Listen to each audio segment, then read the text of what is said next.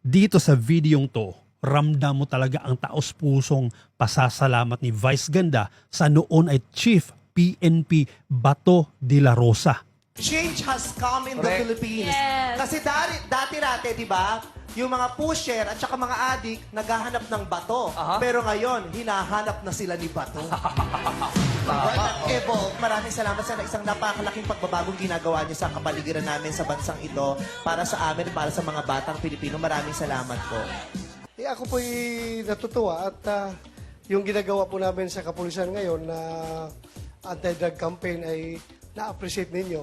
I guess this video was in 2017, roughly 3 years before the ABS-CBN shutdown in 2020. Which I believe, yung tila pagiging cold nila ngayon sa issue ni PRRD at Bato ay dahil sumama talaga ang loob nila sa pagsasara ng Kapamilya Network. Kita naman natin, di ba, ang pagsang-ayon nila sa drug war years before the shutdown. Nalungkot lang ako bigla para kay Senator Bato sa nangyayari sa kanya ngayon. Na sinabi niya na, sana hindi ko na lang masyadong sineryoso ang trabaho ko.